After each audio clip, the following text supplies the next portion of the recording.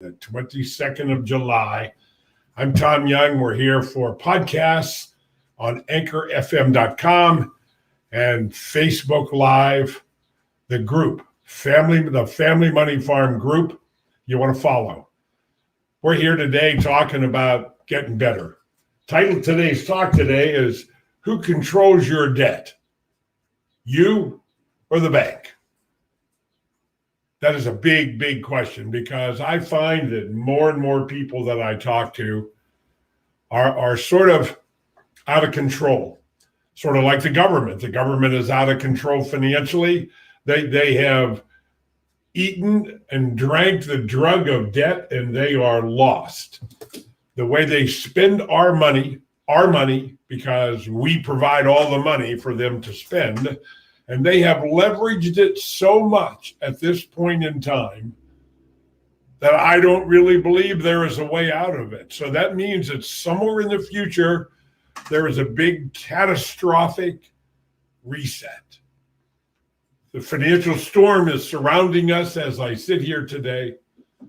And I want to make sure that we start today and every day with prayers for everybody around the world, because all of the free countries in all of the world are in this same quandary, the same problems that we are experiencing here. We want to pray for those who have lost loved ones during this China virus thing, this pandemic. We also want to pray for those who have been lost, that the Lord would open his arms and gather them into his kingdom of heaven above. In Jesus' name we pray.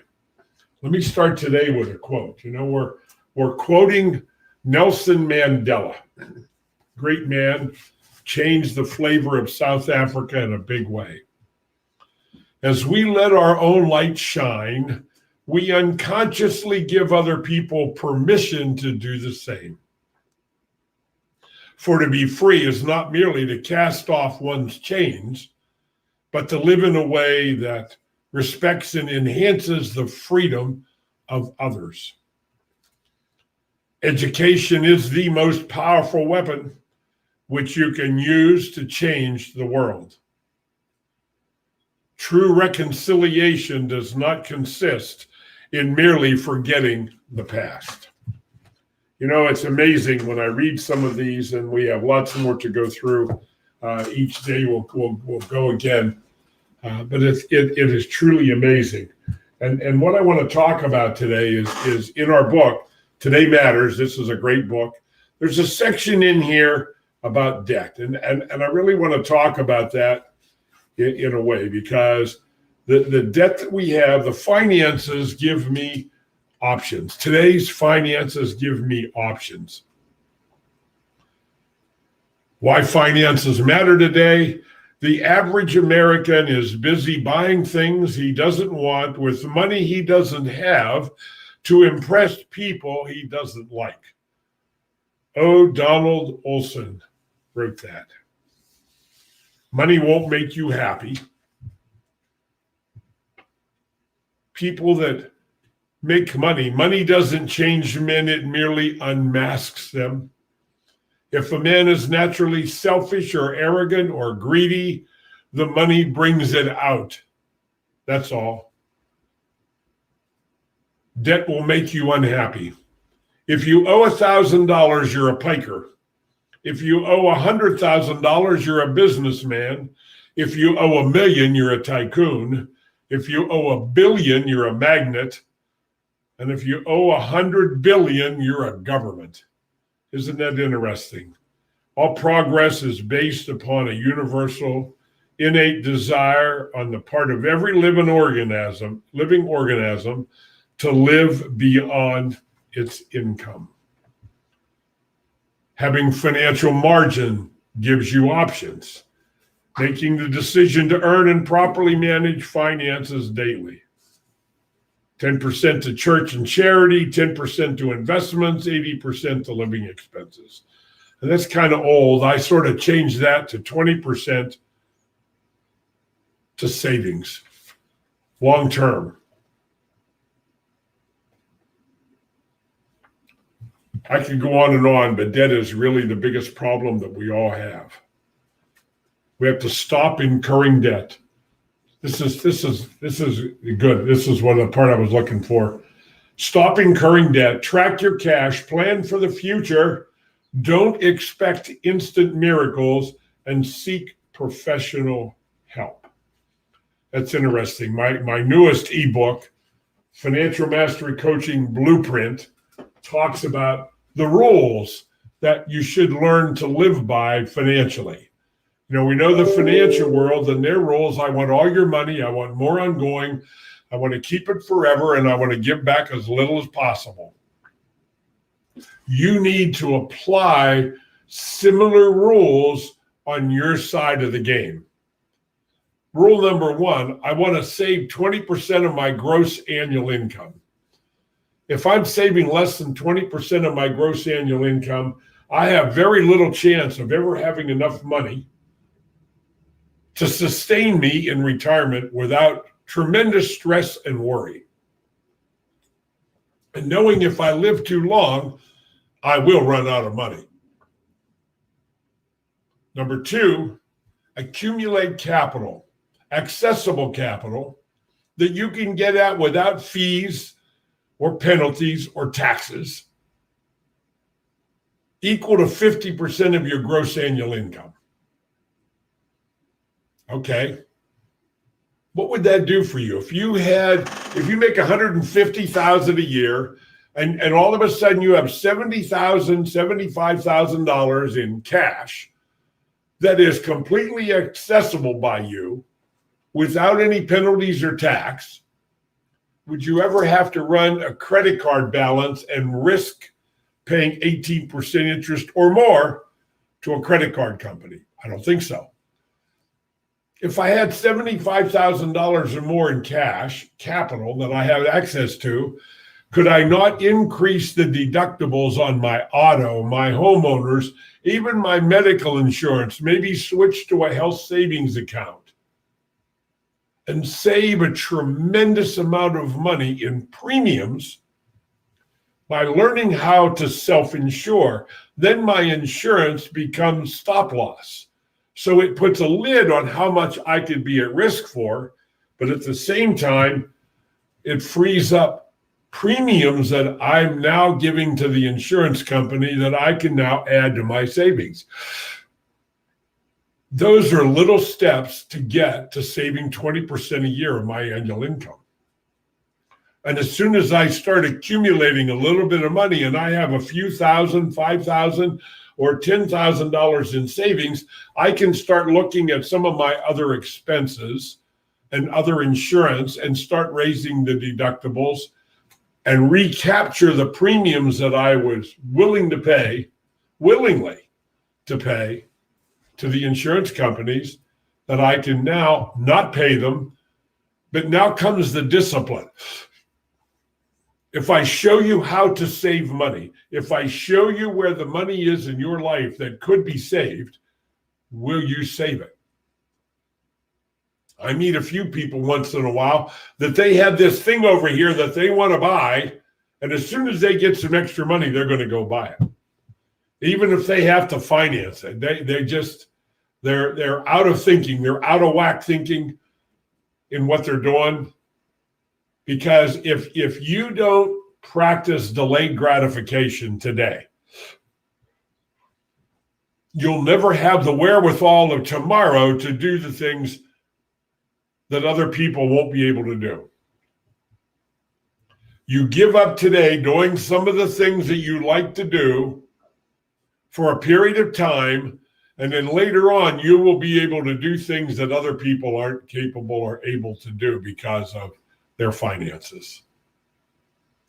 Number three is the most important of all the rules, because it's moving out of consumer debt to where if you have debt, you own it. And in owning the debt, you treat your finances, and this is the beginning of giving you that little badge. I'm the CFO at home. And that is really what the challenge is to become the CFO at home and treat your finances as such. turn the CFO project on into a committee in your household as your young children grow up and teach them about money. Then this becomes teaching of leadership and learning responsibility. We have to teach that to our children. And the fourth level is being the CFO at home and managing the entire financial process like a CFO in a big company. And in addition to that, you start insuring all the members of the family with life insurance. Like Foley. You know, banks have BOLI, bank-owned life insurance. Corporations have COLI, corporate-owned life insurance. The family needs to develop the concept of Foley, family-owned life insurance. Let me write that down. That is a new thought in my mind. Family-owned life insurance. So that we start insuring everybody, and the goal is to get to economic human life value for life insurance. And we do it with a dividend-paying mutual life insurance company. And maybe even in the younger years, you include some term insurance, provided it is fully exchangeable, convertible is what they call it, into a dividend-paying whole life policy. There is no such thing as cheap term insurance. Because if you buy it on the cheap, you better set aside some money to do what it won't do. And if you're going to set aside some money to take care of the shortfalls of what that thing is that won't do, then you should have bought the better in the first place. You cannot lose by buying quality. Quality is always less expensive than cheap in the long run. It just is. It just is. You want to get this book. There it is, Perpetual Wealth. Going to put it up there. Perpetual Wealth by Kim Butler. Awesome book. It is brand new, just out the door. And it talks about each generation ensures their grandchildren. Any generation can create a legacy safety net by insuring their parents. 7 ways to fill your family fund. I mean, this is the most unique book that I have seen come along in the current marketplace for what we're doing and what we're teaching people. Everything that I talk about, you know, there's so much of it out there that poo-poo it. But you know what? I have a $1,000 challenge, $1,000 reward to anybody that comes forward to challenge me and can prove mathematically that I'm wrong, that what I'm showing you isn't the optimum, most efficient way to manage your household money, and will create generational wealth that will pass from generation to generation and totally avoid and eliminate the federal government. So I'm going to close with that. We're done for today. I'll be back tomorrow at noon. Get my new book, The Family Money Farm, The CFO Project. The book by Kim Butler, Perpetual Wealth. It's on Amazon. My book's at Amazon. There are lots of things out there that will help you learn what we're talking about. You can go to prosperityeconomicsmovement.com and find a lot of information about what I'm talking about. This is the way to take complete and full control of your life, your financial life, and the future of your family. And to be able to survive with some success, I believe, around the financial storm that is covering us over right now. And we don't know it because, you know, most people, they just don't pay attention to this stuff. They're just going on with their life on a day-to-day basis, and they really don't pay attention to what the politicians are doing. Politics, remember that word politics? Poly is many. Ticks are blood-sucking insects. You know, take that for whatever you want. I'm sorry if that scared some of you off of following me. Sorry. But it's what it is. You can go to cfo-project.com and scrolling on the bottom of the screen, put in your name and email address and get a free download of my book cover to cover for free. God bless. We will see you here tomorrow at 12 noon.